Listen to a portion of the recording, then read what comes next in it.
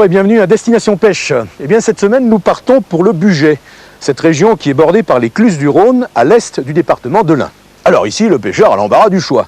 Torrent de montagne ou fleuve puissant, lac profond ou marais affleurants, l'homme peut sortir sa panoplie, ses gros waders et ses grandes cannes, le poisson n'a qu'à bien se tenir. Mais si ce n'est pas un homme mais une femme qui pêche, si la puissance masculine est remplacée par la finesse féminine, l'assurance du matador par la discrétion de la demoiselle, les pognes de bûcheron par des doigts de couturière, bref, si le pêcheur est une pêcheuse et qu'elle manie le fouet sans complexe, si en plus elle est guide de pêche et qu'elle initie ses messieurs à l'art de la mouche, que vont dire les poissons? Eh bien regardez, voici Bugey, la mouche au féminin, c'est un documentaire signé Didier Hervaux.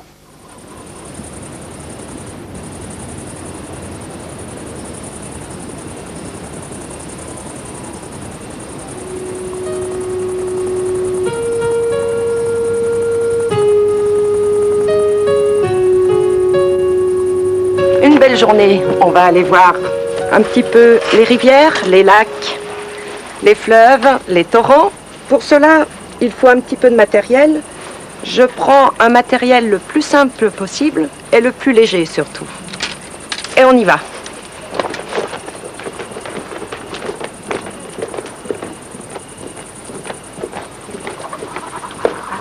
Ah, elles sont là aujourd'hui.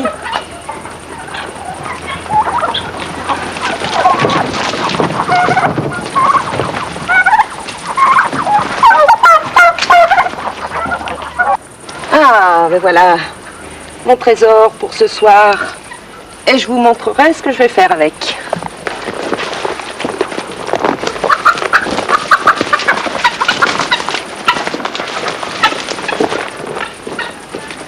Ah super, j'ai ce qu'il me faut. Ce que je préfère, c'est la pêche à la mouche. Ça fait bientôt 15 ans que je pêche à la mouche. Auparavant, j'ai tenu un commerce de pêche et chasse.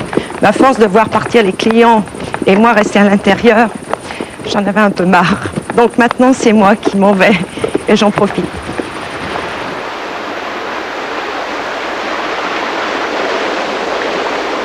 Ah, elle est super aujourd'hui. Mais je vais d'abord me dépêcher, aller voir ce qu'il y a comme insectes au fond de l'eau.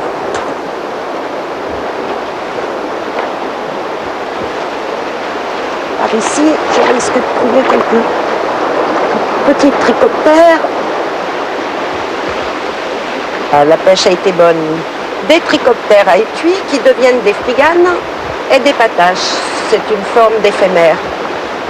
Et je vais ouvrir ce petit étui pour vous montrer la larve qui est à l'intérieur. Avec cette larve, on peut pêcher les truites et les ongles, qui sont un très bon appât.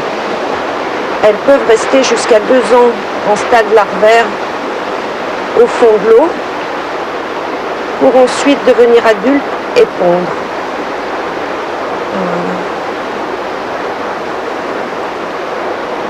Voilà, elles se protègent dans ce petit étui contre les prédateurs.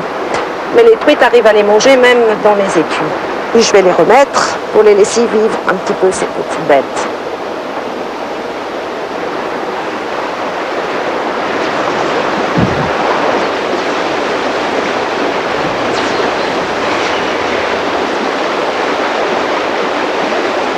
Moi, ce que j'aime, avant tout, c'est de me mettre à la place d'une truite.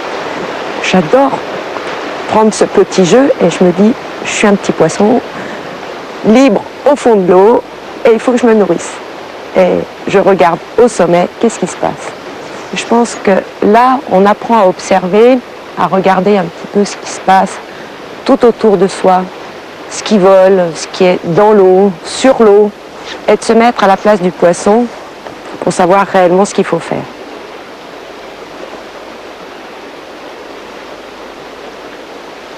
Je pars du Céron, les eaux étaient trop fortes. Je vais aller voir sur l'Albarine. C'est une rivière où il y a en général souvent des gobages. Elle a de très beaux coins de pêche. Elle est dans un système karstique, ce qui nous permet de pêcher aussi bien en nymphe à vue qu'à la mouche sèche. Et puis le paysage est si beau.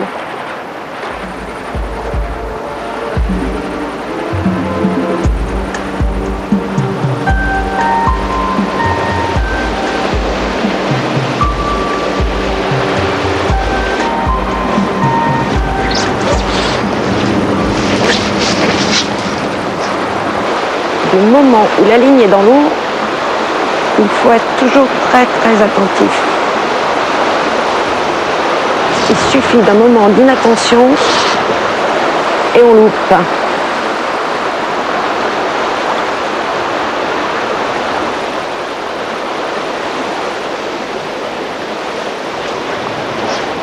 Et comme c'est bien avantageux de pêcher des deux mains, j'utilise ma main gauche pour faire ce petit coin.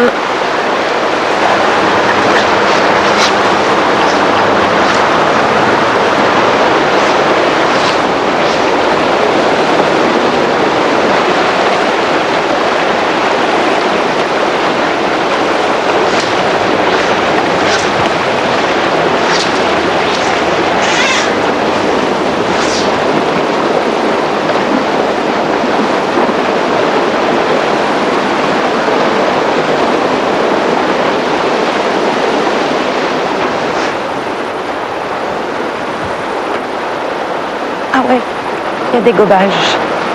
C'est ce que je pensais. Maintenant, il faut que j'arrive à voir sur quoi elle monte. Ah oui, des petites éphémères marrons. Il faut que je trouve une copie dans ma boîte, ça sera génial.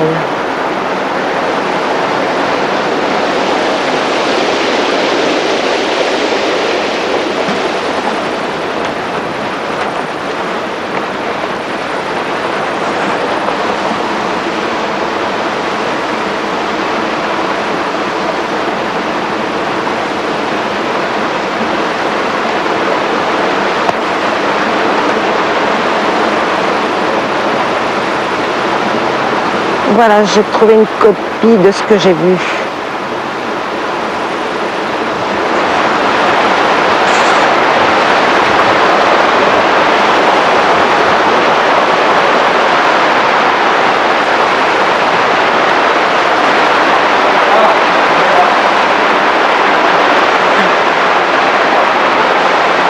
Allez, ma cocotte. Allez.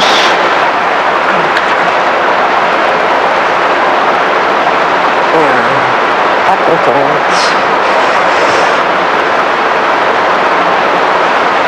Allez. Et tu vas repartir à l'eau. Hop.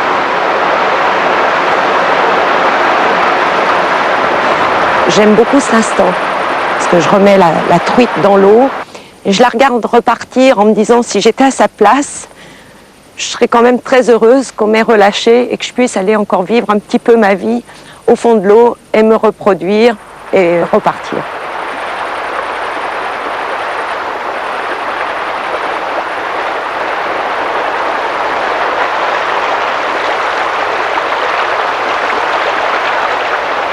Je pars à la pêche en Autriche, je voudrais avoir 2-3 tuyaux sur la législation. Ah ouais, alors tu sais, il y a beaucoup de parcours no-kill.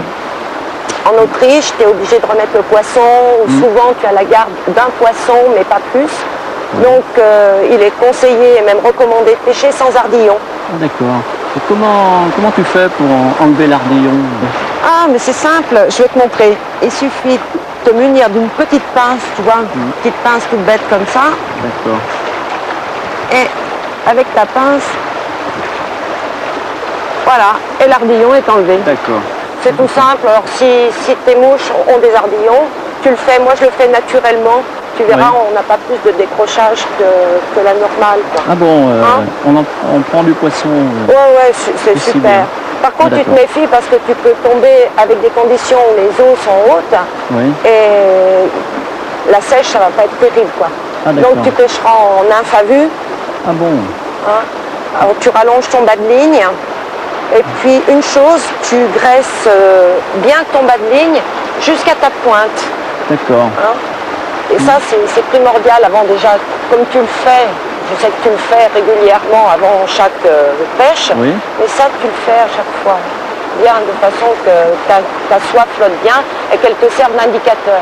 D'accord. Ah ouais, tu vois, ce serait génial. Si le débit du Rhône était plus haut, on aurait de l'eau comme ça au Séran toute l'année. Ça serait super. Oui, mais quel rapport il y a entre le niveau du Séran et le niveau du Rhône? ça touche toutes les nappes phréatiques du bassin versant du Rhône. Ah en oui, fait. d'accord, oui. Donc ça a beaucoup d'importance. Mhm. On pourrait s'amuser. Et ça glisse. Ouais, ça, ouais.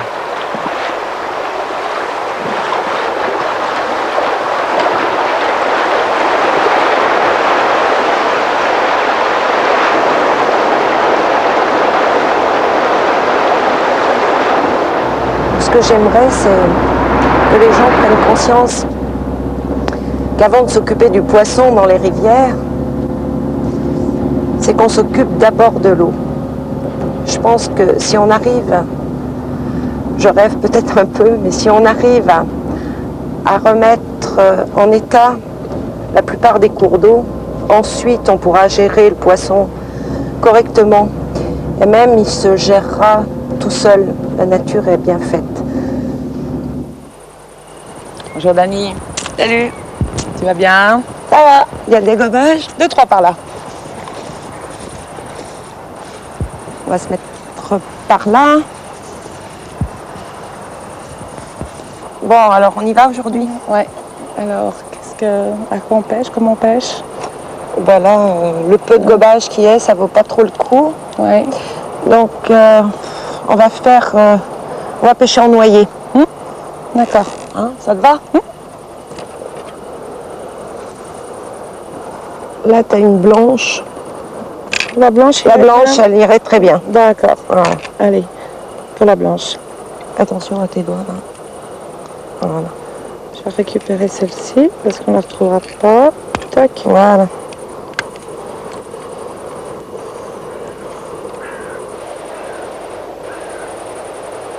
Celle-ci, il faudra faire attention ça va. d'ailleurs qu'elle ne s'accroche Ouais. pas. Hein.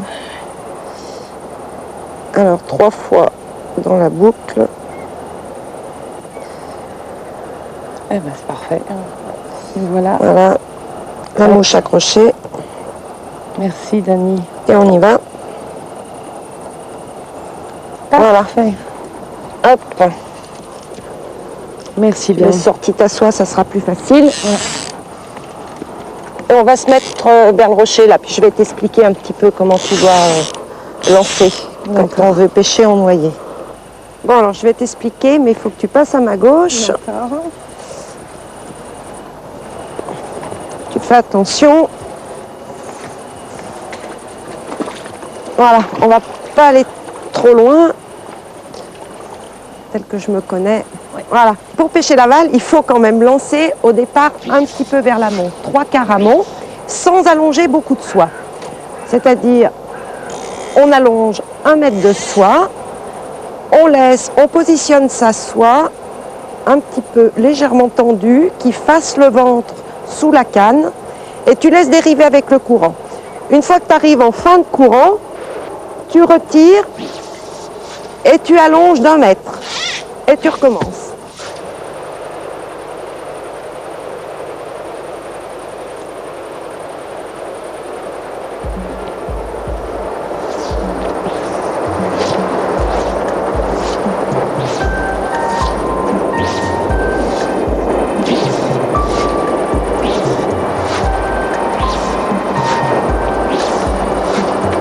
Voilà, on n'entend pas les enfants. Marie. Non, les soucis, ça fait des soucis. Quand on est à la pêche, on pense à plus rien. C'est génial quand même hein, de pêcher avec les mouches qu'on a fait. On est avantagé sur les messieurs. Parce que nous, avec nos petits doigts. C'est vrai, c'est vrai. Parce que quand il faut mettre tous les petits fils Non, mais on est avantagé quand et même. qu'ils ont leurs gros doigts et qu'ils n'arrivent pas à On a tourner connu sur ça les cet dos. hiver. On a connu ça. Ah, on a cet avantage. Ah oui. On n'a pas tous les avantages, mais ça. Si, c'est vrai. T'as vu, il y avait des ecdionurus tout à l'heure sur l'eau. Ça, c'est super. Je m'attends pas à ça, c'est pas Si, vrai. c'est les petites éphémères qui font comme un balai en dessus de l'eau. On dirait qu'elles dansent, c'est magnifique. Avec des grandes pattes? C'est la queue. Ah, d'accord. De cercle. D'accord. C'est vraiment super. Non, mais t'as le sens de l'observation, Dani. Hein.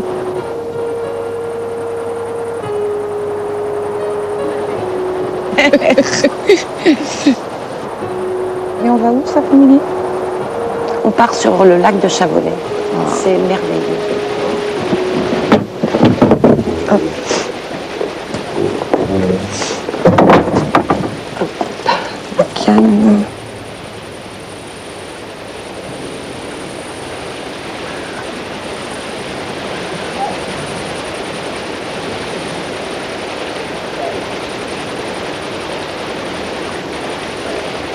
La pêche à la mouche, c'est intéressant puisqu'on identifie toujours avec la réalité, avec la nature. On copie réellement la nature. Ça, c'est quelque chose qui est très, très important. C'est une pêche très fine. Je trouve qu'elle s'adapte bien, justement, à la jante féminine.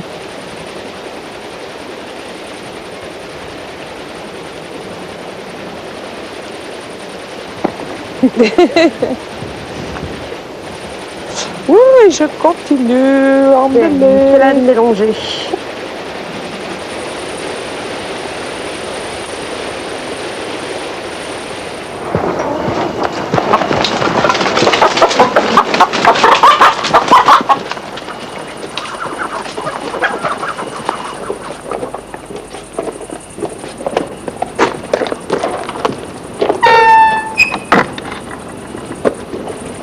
Ah, la journée n'est pas finie. Bon, je vais monter quelques mouches. J'ai 4 pêcheurs demain et il me faut des mouches. Donc je vais en profiter pour en monter quelques-unes. Je vais utiliser quelques plumes de pintade que j'ai prises ce matin pour finir ma nymphe. Donc je vais terminer.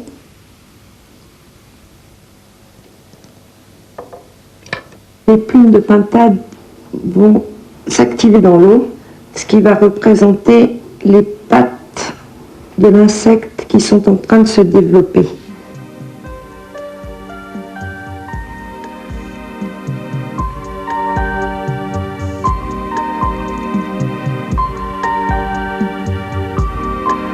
Ah, c'est pas mal avec les plumes de pintade.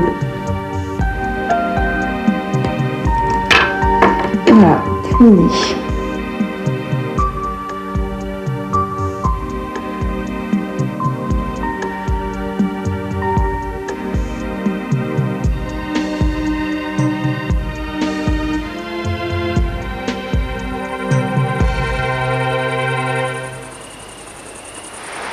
Il y a 50 ans, au cœur de la Haute-Savoie, cette région où se conjuguait la rudesse des éléments et l'ingéniosité des hommes, naissait un moulinet qui allait devenir célèbre dans le monde entier, le Mitchell 300. Alors aujourd'hui, Mitchell fabrique toujours des moulinets, mais aussi des cannes, et consacre son activité en Haute-Savoie à la recherche et à l'innovation. Alors, visite guidée de ce temple de la pêche et présentation de 3 nouveautés qui vont reléguer définitivement le Mitchell 300 sur l'étagère du collectionneur.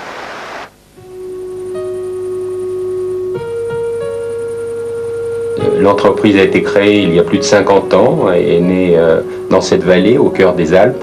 C'est un des leaders mondiaux en matière de pêche. Notre marque bénéficie d'une notoriété, d'une image qui est forte dans la plupart des grands pays, puisque plus des 2/3 de nos ventes se font hors de France. En particulier, nous sommes bien implantés sur des pays voisins comme l'Italie, comme l'Angleterre, mais aussi sur des pays plus lointains comme le continent américain et en particulier les États-Unis et le Canada. Mitchell dépose des brevets internationaux et nous avons déposé près de 20 brevets sur les 3 dernières années. Je peux vous présenter un certain nombre d'exemples ou de projets qui verront le jour sur l'année qui vient. Alors à titre d'illustration, j'ai choisi tout d'abord ce moulinet conçu pour la pêche en mer.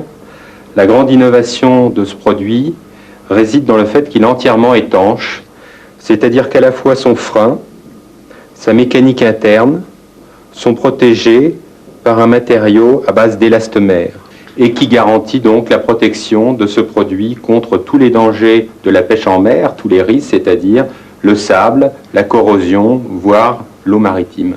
Le deuxième produit s'adresse, lui, aux pêcheurs en eau douce et il permet en fait d'éviter tout risque de perruque. Ce produit, ce moulinet, dispose d'une pièce en carbone qui capte le fil lors de la récupération et le fait passer sur ce line control qui fonctionne un petit peu comme un peigne. De ce fait, le pêcheur peut lancer beaucoup plus loin qu'avec un produit classique. Le dernier produit a lui pour objectif de rendre la vie plus simple aux pêcheurs. Un moulinet, ça fonctionne avec du fil et il est souvent long et fastidieux d'avoir à bobiner ce fil sur son moulinet. Nous avons donc mis au point un système de containers pré-bobinés qui, pour chacun d'entre eux, correspondent à un type de pêche. Et le pêcheur peut donc choisir le fil de pêche qui lui convient le mieux et en un tour de main, le fixer sur son moulinet. C'est simple et c'est efficace. Notre moulinet, donc Nautile étanche, a été étudié entièrement sur ordinateur, sur logiciel 3D. Ensuite, on dessine chaque pièce unitairement sur écran, puis on procède ensuite à l'assemblage des pièces qui nous permet de voir s'il y a d'éventuelles interférences entre les pièces et apporter les corrections nécessaires s'il le faut. Le premier point d'essai, c'est un point d'essai qui concerne les engrenages, un test d'engrenage, et le test Mitchell, c'est 100 heures. 100 heures, ça correspond grosso modo à 5 ans d'utilisation intensive du moulinet. Le deuxième test que nous pratiquons, c'est l'ouverture-fermeture du pick-up.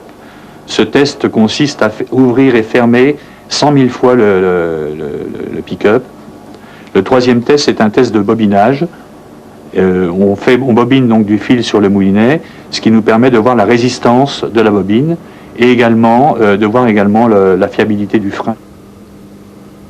La pêche aujourd'hui évolue rapidement et constamment. De nouvelles techniques voient le jour.